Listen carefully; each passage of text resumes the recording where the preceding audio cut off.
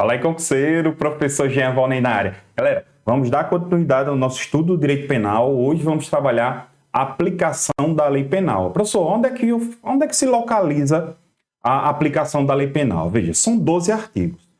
Do artigo 1º até o artigo 12. Porque a partir do artigo 13 começa a teoria do crime, que a gente vai começar na próxima aula. Beleza?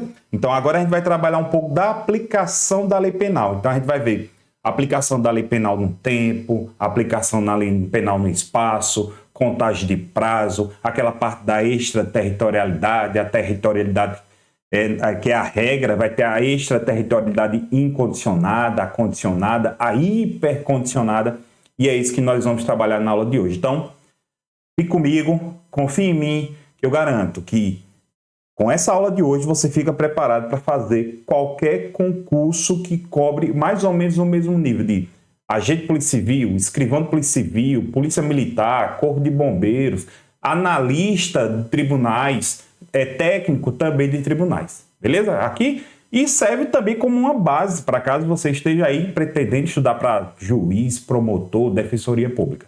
Beleza? Então, pau na máquina, vamos começar. Então tá aí a aplicação da lei penal. Vamos aqui, pessoal, a gente já trabalhou esse princípio da anterioridade da lei, mas como é no artigo 1º, eu vou começar do artigo 1º. Ele diz assim: não há crime sem lei anterior que o defina, não há pena sem prévia cominação legal. Isso aqui só vem dizer o seguinte, que eu só posso ser punido por um crime se esse crime já existia uma lei anterior que o defina. E também tem que definir qual vai ser a pena que vai ser aplicada a ele. Então, aqui eu tenho o princípio da anterioridade penal que nós já estudamos na aula anterior, então eu fico tranquilo de seguir adiante e vamos aqui para o artigo 2º, que é muito importante. O artigo 2º, pessoal, só para a gente ter essa conversa antes, é o que a gente chama de abolitio criminis. Professor, língua dos cachorros, latim, né? Veja, abolitio criminis é a abolição do crime. Como assim, professor? Antes existia o crime. Só que com o tempo surgiu uma lei e essa lei nova extinguiu esse crime, aboliu esse crime, retirou esse crime do Código Penal. Foi o que aconteceu com o crime de adultério. Até 2005, adultério era considerado crime. Até 2005, adultério era considerado crime. Só que como tem aquela teoria do princípio da subsidiariedade, o princípio também de soldado de reserva, que a gente trabalhou na aula passada, também da fragmentariedade, né? Então, da intervenção mínima, são todos esses princípios aí. O direito penal foi colocado de fora, por quê? Porque pensaram o seguinte, peraí, para o crime de adultério, eu tenho outros ramos do direito que podem resolver isso. Então, vamos extinguir o crime de adultério. E foi isso que aconteceu. Aconteceu o abolitio criminis. Olha só, o que é que diz a lei com relação a isso? Abolitio criminis. Ninguém pode ser punido por fato que lei posterior deixa de considerar crime. Foi o que aconteceu com o adultério. Cessando em virtude dela a execução, os efeitos penais. Cuidado, viu, pessoal? São apenas os efeitos penais. Os efeitos civis, né, ainda continuam. Como assim, pessoal? Não entendi. Veja, você tem que entender que quando você é punido por um crime, você também pode ser executado na esfera civil para pagar uma indenização, danos morais, danos materiais, lucros cessantes, qualquer coisa. Então você vai ser condenado na esfera penal e a sentença condenatória vai ser o título executivo que vai condenar você na esfera civil. Então, veja, vamos imaginar que no crime de adultério, o cara está lá preso pelo crime de adultério. Isso antes de 2005, o cara estava preso pelo adultério. Só que a traída, a esposa ou o esposo traído, né? O que é que aconteceu? Ele também entrou na justiça porque queria indenização pelos danos morais por conta da traição. Vamos imaginar, quando chegou em 2005, o adultério foi abolido. Os efeitos penais, ou seja, a pena que ele estava cumprindo, a reincidência já não vai caber mais. É como se ele não tivesse cometido crime algum. Mas os efeitos civis da indenização ainda vão perdurar. Então, ele pode ser condenado na esfera civil e vai ter que pagar aquela indenização ao esposo ou à esposa traída. Beleza? Isso é o que a gente chama de abolício crimes. Perfeito? Todo mundo junto? Então, olha só. Eu quero chamar a atenção de vocês com relação a esse princípio da continuidade típico normativo ou normativa. Quem gosta muito desse princípio é a banca CESP. A banca CESP adora esse princípio. Como assim? Esse princípio significa o quê, professor? Olha só, vem aqui comigo. Funciona assim. No Código Penal existia um crime, certo? E existia outro crime aqui. Existiam dois crimes. Esse crime, os fatos que eram punidos por esse crime aqui de baixo, foram introduzidos nesse crime aqui de cima. Vamos lá, artigo 1º era um crime X, artigo 2º crime Y. Aí, esse crime, os fatos do crime Y foram introduzidos no crime X. Ah, professor, aconteceu o abolício crimes do artigo 2º do crime Y? Não. Os efeitos dele, as condições deles, né, os fatos que eram punidos por esse crime, foram introduzidos no artigo anterior, no artigo 1º. Professor, tem um exemplo disso que fica mais fácil de visualizar. Tem sim. Olha só. No Código Penal, a gente tinha um crime do 214 e do 213. Eu tinha o 213, estupro, e 214, atentado violento ao pudor. Então, eu tinha o 213, estupro, e o 214, atentado violento ao pudor. O que foi que aconteceu? Em 2009, a Lei 12.015 fez o seguinte: ele modificou a redação do artigo 213 e introduziu os fatos que era punido pelo artigo 214 lá no 213. Houve uma continuidade típico normativa. Por que isso, professor? Olha só, vem aqui comigo, preste bem atenção. Olha só, o 213, o estupro, até 2009, só mulher poderia ser estuprada. Era. A introdução do pênis na vagina era o estupro. Então, só era considerado estupro se fosse a vítima mulher. Era até 2009. Homem não podia ser vítima de estupro. O homem, se houvesse a felação anal ou qualquer ato libidinoso diferente da conjunção carnal, era o quê? Era atentado violento ao pudor. Por isso que existia um problema, porque se o cara, por exemplo, no mesmo ato, pegasse e estuprasse a mulher e também realizasse sexo oral com ela, né, alguns doutrinadores diziam que ele respondia pelo 213, que era o estupro, porque houve a cópula vagínica, e também porque teve o sexo oral, que era o quê? O ato libidinoso. Então o cara terminava respondendo pelo 213 e pelo 214. O que foi que a Lei 12.015 fez? Pegou os atos que eram punidos pelo atentado violento ao pudor e jogou tudo como estupro. Então, tudo é estupro agora. Por isso que agora mudou a redação, porque antes era constranger mulher, e agora não, é constranger alguém. É por isso que tanto faz, ser homem ou mulher, pode ser vítima de estupro. Beleza? Deixa eu mostrar isso para vocês na letra da lei. Olha só. Antes a redação era essa, ó, constranger mulher. A conjunção carnal, ou seja, cópula vagínica. Mediante violência ou grave ameaça, reclusão de 6 a 10 anos. Olha só, isso aqui era um estupro. Olha o atentado violento ao pudor. Constranger alguém, tá vendo? Então já aqui podia ser homem ou mulher. Aí, constranger alguém mediante violência ou grave ameaça, olha só, a praticar ou permitir que com ele se pratique o quê? Ato libidinoso diverso da conjunção carnal, tá vendo? Então era por isso que eram dois crimes. Então o que foi que aconteceu com a Lei 12.015? A Lei 12.015 de 2009, ela fez o seguinte: ela pegou esses atos aqui libidinosos e introduziu no 203, ficando assim, ó, constranger alguém, mediante violência ou grave ameaça a ter condição carnal ou praticar ou permitir com que ele se pratique ato libidinoso, pena de 6 a 10 anos. Vejam, meu caro, minha cara, entenda uma coisa.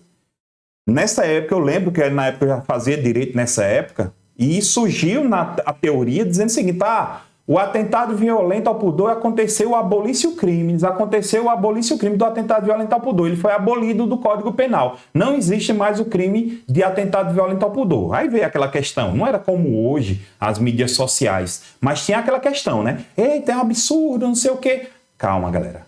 O que aconteceu foi o seguinte, foi abolido o número do artigo 214, mas os fatos que o 214 punia foram introduzidos no 213.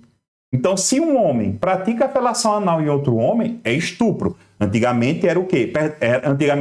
Atentado violento ao pudor. Se um homem pratica sexo oral com uma mulher mediante violência ou grave ameaça, hoje é estupro. No passado, se fosse a mulher, era atentado violento ao pudor. Sacaram? Então, qual é o nome disso, professor? Continuidade típico normativo. Porque houve uma continuidade do tipo normativo. Show de bola? Ficou claro? De boa mesmo? Então vamos seguir. Lembre-se que a Banca CESP adora muito isso. A Banca CESP adora. E principalmente quando houve essa mudança que ela despencou e cobrar isso em concurso. Beleza? Vamos lá, vamos seguir. Olha só. Conflito temporal. Aí agora vai aqui ter um conflito temporal. Novatio legis in melius, ou seja, para melhor. Para melhor. Parágrafo único. A lei posterior que de qualquer forma,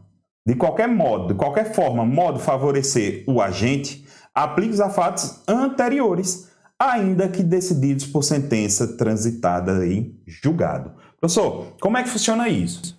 É o seguinte, tem uma lei, surgiu uma lei nova, por isso que é chamado novatio legis, nova lei in melius, ou seja, para melhor. Então, se eu surgir uma lei posterior que favorece o agente, ou seja, alcança um fato que ocorreu lá no passado, essa lei pode o quê? Retroagir. Mesmo que o cara tenha sido condenado por sentença transitada em julgado. Beleza? Então, essa é a grande sacada. Professor, peraí. Isso aí, professor, não é a retroatividade? É exatamente. Não foi o que a gente estudou na aula passada? Exatamente. Entenda que todo o assunto é uma continuidade. Mas eu trouxe isso aqui, pessoal, porque eu quero mostrar uma coisa para vocês. Essa capacidade das leis reger atos no futuro, ou voltar para reger atos no passado, ou, mesmo depois de revogadas, continuar regendo atos, isso se dá o nome de extratividade, que é a capacidade da lei ir e voltar no tempo para reger atos no passado ou no futuro. Só que a extratividade, ela se divide em duas. Acompanhe comigo aqui, ó. Olha só, a extratividade, ela se divide em duas. A retroatividade, ou seja, quando regula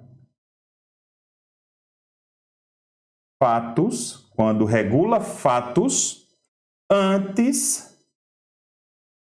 da entrada em vigor. Antes da entrada em vigor. Vamos imaginar que o cara cometeu um fato aqui, nessa data, a lei surgiu aqui, e essa lei, ela é uma lei benéfica. O que é que vai acontecer com essa lei? Essa lei vai regular um fato que aconteceu o quê? Lá no passado. Então, isso se dá o nome de retroatividade da lei benéfica, que a gente viu lá na aula anterior. Já a ultratividade regula fatos, a lei regulará, porque é no futuro, fatos, mesmo depois de revogada. Como assim, professor? Vamos imaginar que o cara cometeu um fato aqui. Eu tenho uma lei A e ela é gravosa. Né? Não, é o contrário. Peraí, deixa eu só corrigir aqui. Uma lei A que é, vou botar benéfica. Benéfica. Certo? E depois surgiu uma lei B que revogou a lei A. Olha só o que ela fez. Revogou a lei A, só que ela era o quê? Maléfica. Beleza, só que o julgamento do cara foi aqui, ó, no finalzinho, teve o julgamento. Quando o juiz, olha só o fato, ó, olha só o fato onde estava aqui. A lei não foi revogada pela lei B, então quando o juiz for julgar o Satanás aqui, o juiz não pode utilizar a lei B, porque ela é maléfica. Então essa lei A, mesmo depois de revogada, tá vendo que eu escrevi aqui, ela vai o quê? Reger um fato lá no futuro. Ou seja, no julgamento, o juiz vai utilizar a lei A mesmo depois de revogada. E quando o juiz faz isso, ele se utiliza da ultraatividade. Beleza? Dê uma olhada aí no esquema. Voltando aqui para mim. Aqui a gente é assim, galera, todo cheio de tecnologia. Olha só, ficou claro, pessoal? Então, tome cuidado, porque eu já vi muito a banca CESP trocando os institutos. Retroatividade com ultraatividade e extraatividade. Então, a extraatividade ele é gênero, do qual tem duas espécies, que é a retroatividade e a ultraatividade. Show de bola? Vamos seguir? Olha só. Professor, e o que acontece nos crimes permanentes ou crimes continuados? Professor, mas como assim? O que são crimes permanentes ou o que são crimes continuados? Veja, crimes permanentes são aqueles crimes que o efeito dele se prolonga no tempo. Vou dar um exemplo. Sequestro. Enquanto a pessoa estiver no cativeiro, o crime de sequestro está o quê? Está ocorrendo. Ou seja, a situação de flagrância está ocorrendo ali, ó. Então é por isso que é chamado de crime permanente, né? Crimes continuados são aqueles crimes que o autor comete ele nas mesmas condições de tempo, lugar e maneira de execução. Vamos imaginar que todo dia aqui próximo à minha casa tem uma pracinha, né? Então todo dia, às 10 horas da noite, entre 10 e meia-noite, eu fico ali atrás das árvores. Quando passa as mulheres, eu prefiro mulher, porque tem, né? Eu sou grandão, então consigo intimidar com mais facilidade, né? E quando passa, passa o celular. Aí eu vou lá, pego o celular hoje. Quando é amanhã, no mesmo lugar, no mesmo horário. Passa outra mulher, vou lá e furto o celular dela. No outro dia, passa outra mulher, vou lá no mesmo horário, mesma maneira de execução, contra a mesma vítima, mulher. Então veja que tem outras circunstâncias que traz a ideia de crime continuado. Veja, para o direito penal, olha só que coisa interessante. Para o direito penal, esses três crimes é como se fosse um crime único. É como se fosse uma continuidade. Isso aí é questão de política criminal, pessoal. Se você concorda ou não, é problema seu. Mas é questão de política criminal. Então, aí o cara é punido como? O cara é punido da seguinte maneira. É pego a pena de um crime desse, de roubo, e é agravada pelos demais. Vai colocando um golinho a mais na pena. Mas é difícil de pegar e comprovar isso. É muito difícil. Isso normalmente acontece... não sei se vocês já assistiram aqueles filmes... de serial killer, tal. Isso acontece nos Estados Unidos, que o cara pega um estuprador em série, aí ele é pego, aí outras mulheres se sentem incentivadas de falar e vai lá e começa a aparecer mais acusações. Né? Não foi nos Estados Unidos, aconteceu aqui no Brasil, acho que era um médico, alguma coisa assim. Beleza? Então, isso a gente pode considerar como um crime continuado, vai depender da circunstância. Se ele cometeu no mesmo modo, no mesmo lugar, no mesmo tempo e outras circunstâncias. Beleza? Show de bola? Então, perceba que esses dois crimes é como se fosse tanto permanente como crime continuado, ele vai se prolatar no tempo. Então, qual é a sacada aqui que eu quero trazer para vocês? É tão conhecida, você que está aí já está pensando nessa súmula. Súmula 711, é isso mesmo que você está pensando. Veja, esses crimes... Se por acaso durante o período da permanência ou durante o período da continuidade houver uma alteração legislativa e essa alteração legislativa traz uma lei mais gravosa, eu utilizo essa lei mais gravosa. Eu só não vou utilizar a lei mais benéfica, não. Eu utilizo a lei mais gravosa se essa lei entrou em vigor antes da cessação da permanência ou antes da cessação da continuidade. Vou mostrar um esquemazinho aqui para vocês. Olha só. Seria mais ou menos aqui, ó. Teve a data do sequestro, existia uma lei A de 4 a 6 anos. Veja que o crime sequestro, né, um crime permanente, o efeito dele se protrai no tempo. Então, houve aqui uma lei B de 6 a 8, depois surgiu uma lei C de 10 a 12, né? Então, já coloquei a resposta. Sacanagem aqui, velho. Aí, chegou aqui em dezembro, teve a prisão. Qual vai ser a lei que vai utilizar? Ah, não gostei. O meu esquema já apareceu com a letra aqui. Então, a letra C. Perdão, a lei C. Professor, mas ela não é mais gravosa? Exatamente, mas ela entrou em vigor antes do quê? Da cessação da permanência. Show de bola? Tranquilidade? Olha aí mais uma vez o esquema. Vai estar tudo no PDF, viu, pessoal? E eu também mando esses slides para vocês. Beleza? Vai ficar disponível esses slides também para vocês. Vamos lá. Olha aí as tão conhecidas súmula 711.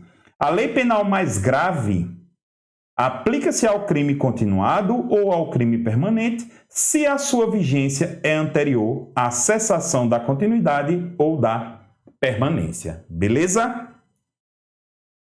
Como foi que isso foi cobrado em provas? Olha só, recentemente, 2021, Polícia Civil de Sergipe, escrivão de polícia, acerca da aplicação da lei penal, julga o item que segue.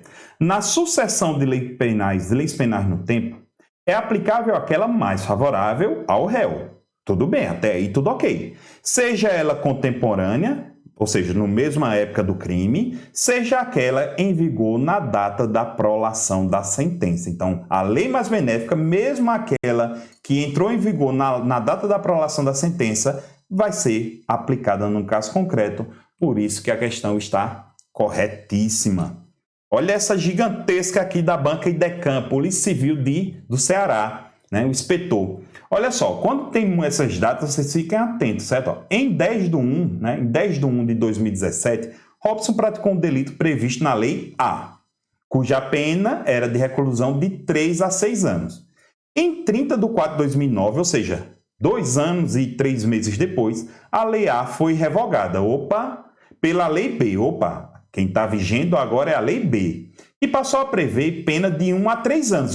A Lei B foi uma lei mais benéfica. Então, eu utilizo essa lei mais benéfica. Ela vai retroagir para alcançar o delito lá de Robson. Aí, vamos lá. Para a conduta praticada por Robson. Ocorre que, 1 ano depois, né, entrou em vigor a Lei C, que revogou a Lei B, passando a atribuir à conduta praticada a Robson pena de reclusão de 2 a 4 anos. Ou seja, a Lei C ficou mais gravosa do que a Lei B. Mas a Lei C revogou a Lei B, a Lei C revogou a Lei B. Considere que Robson foi denunciado pelo delito em 30 de 5 de 2020. E na data de hoje, ele está sendo sentenciado. É correto afirmar o quê? Só você olhar. Qual vai ser? Veja só, tem uma Lei A, tem uma Lei B e tem a Lei C. A Lei B ela é a mais benéfica. Aqui é o dia do julgamento, ele está sendo julgado hoje. Pensa comigo, o juiz vai usar qual? A B, pessoal, mesmo que ela já tenha sido revogada pela a Lei C. Vai acontecer o que aqui? A outra atividade da Lei C. Então, perdão, da Lei B. Então, tá aqui. A Lei B será aplicada a Lei B. Então, qual foi a letra? Letra B. Beleza? Por ser mais o que? B de benéfica. Olha, combinou tudo. Acho que a banca deu aí um bizu para vocês. Tranquilidade? Olha aí. Leis excepcionais ou temporárias também são conhecidas como leis intermitentes.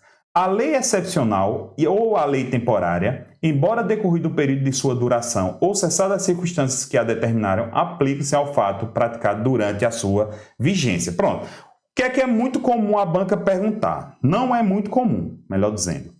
O que é uma lei excepcional ou o que é uma lei temporária? É bem tranquilo. A temporária, ela tem o quê? Prazo de vigência. Ela tem prazo de vigência, ou seja, tem início e tem a data do seu fim. Foi o que aconteceu com a Lei Geral da Copa. A Lei Geral da Copa em 2014 aqui no Brasil. Existe uma lei temporária que foi a Lei Geral da Copa. E tem a lei excepcional, que é no caso, por exemplo, leis que são vigentes durante períodos de calamidade. Então, eu vou colocar aqui, ó, leis que foram criadas durante o período da pandemia da Covid-19. É uma lei excepcional. A grande sacada dessas leis é o seguinte, pessoal. Mesmo depois de revogadas, né, ou seja, parado, depois de ter cessado as circunstâncias ou ter acabado o período de sua duração, ela ainda começa a reger fatos no futuro. Ou seja, elas são ultra ativas. Essa é a grande sacada dessas leis excepcionais e temporárias. Então, peraí, professor, me explica aí como é que pode ser. Vamos lá. Essa lei geral da Copa, que eu mostrei para vocês, foi uma lei lá em 2014, ela punia como crime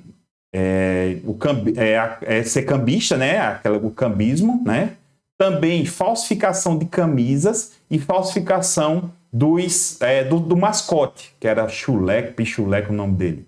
Veja, se eu, lá em 2014, falsifiquei um mascote daquele, ou falsifiquei uma camiseta e fui preso, fui denunciado, e só agora, em 2022, eu fui condenado, veja, essa lei ela acabou em 2015, ela foi vigente em 2014, 2012, 2014. Foram 2 anos, até o final da Copa. Então foram 2 anos de vigência. Estamos em 2022, ou seja, 10 anos depois da entrada de vigência. O juiz, quando for me condenar hoje, aqui em 2022, ele vai utilizar o quê? A lei lá do passado. Mas, professor, ela não foi revogada sim.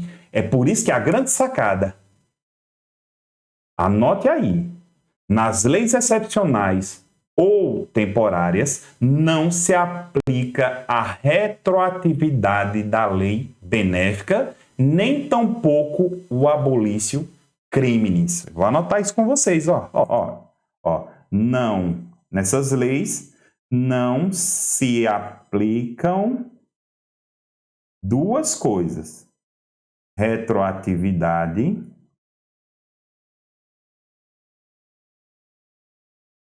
da lei benéfica e nem se aplica retroatividade da lei benéfica e também não se aplica o abolício criminis. Fechou? De boa? Vamos lá, anota aí rapidão para a gente continuar. Pegou? Vamos lá, se não pegou, dá aquela velha e boa pausazinha aí. Eu não recomendo muito, né? Eu quero muito que lá na aula que eu faço para você explicando como estudar, né? Vai junto com esse curso aqui, você já sabe como você tem que fazer aqui, né? Então, assista a aula na íntegra, pode reduzir um pouquinho a velocidade, também pode avançar, né? Mas sempre aqui fazendo pontuações ou acompanhando no PDF, que eu recomendo que seja dessa forma. Depois é que você faz o seu resumo para tentar fixar mais na sua mente, ou seja, criar mais sinapses nervosas. Cadê aqui? Vamos lá. Olha aí. Considerando o posicionamento doutrinário e jurisprudencial dominante, julgo os itens subsequentes, relativos à parte geral do Código Penal. No que diz respeito à eficácia temporal da lei penal, o término da vigência de leis denominadas temporárias ou excepcionais não impede a revogação de lei posterior. Não depende de revogação por lei posterior. Exatamente, não depende. Porque acabou o período da excepcionalidade ou acabou o período de duração, eu não preciso de uma lei para dizer que elas foram revogadas. Consumado o lapso da lei temporária, ok, ou cessado as circunstâncias determinadoras das leis excepcionais, ok, cessa então a vigência dessas leis. Questão perfeita e maravilhosa. Olha essa outra. É característica da lei excepcional ou temporária, né? Aqui tem uma falha, né? Porque a banca coloca como se fosse sinônimo, né? Na realidade, são características ou é característica das leis excepcionais e temporárias, né? Era para ser assim. Aí, aplica-se aos fatos praticados durante sua vigência, certo? Ainda que já decorrido o período de sua duração ou cessado as circunstâncias que determinaram. Letra A já foi a certinha. Veja que as bancas, independente da banca, uma foi a CESP, a outra foi a VUNESP, Independente da banca, galera, ela cobrou exatamente a mesma coisa. Falando exatamente sobre essa cessação da o quê? Da excepcionalidade ou do período de sua duração. Show de bola? Daqui a pouquinho a gente volta para estudar o tempo do crime. Segura a onda aí. É o seguinte, ó, terminou aqui a aula, já dá play aí já na aula 2, beleza? Beleza, tamo junto, galera. Até daqui a pouco. Vamos lá.